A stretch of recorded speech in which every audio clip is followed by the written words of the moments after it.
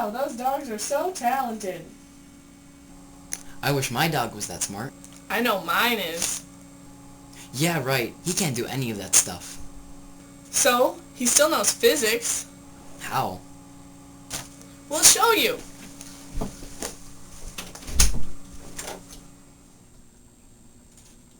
Jump, Tess. Jump.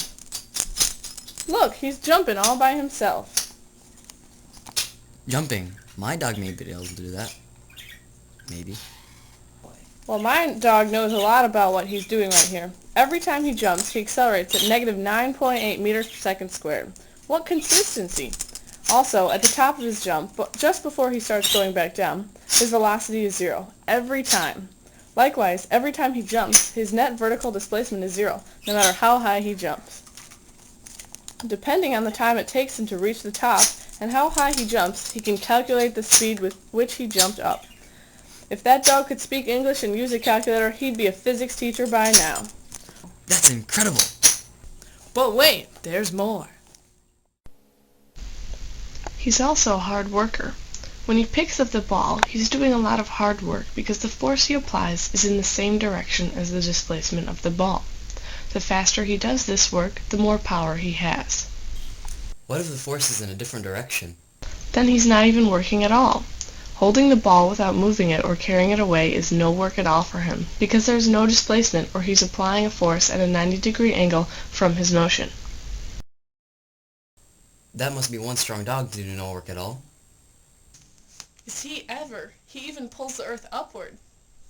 What? Impossible. No dog can pull the earth up. My dog can. According to Newton's third law, if the earth pulls him downward, he pulls the earth upward. Wow, that's amazing. Surely there can't be anything else. There's plenty. Even when he walks, he knows physics. Because the sum of the forces on an object equals the object's mass times its acceleration, even if my dog walks at a constant speed, his forces will all cancel out. Even without walking, his weight force is balanced by his normal force, which is the force the ground exerts on him. Likewise, his applied force, or the force which he exerts to move forward, balances with the friction between him and the ground and the force of tension from the leash. The leash is at an angle, so it contributes to forces in the y direction and the x direction. That means that the normal force that the ground exerts on him is less than the weight force, because the force of tension helps to balance out the downward force. It's quite a challenge to balance all your forces, but he's got no problem with it at all. You're right. He's truly a genius. Listen to him bark. Can you believe it? With every bark, he's making longitudinal waves that travel all the way to our ears and beyond. To make his bark loud, he changes the amplitude, and to make it higher or lower, he changes the frequency. Alright, your dog really is smarter than all those other dogs. And even smarter than yours.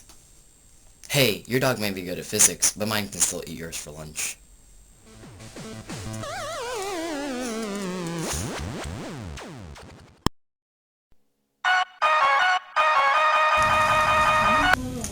He looks a little deranged. Shut up. Get the ball! Get the ball! Pick it up!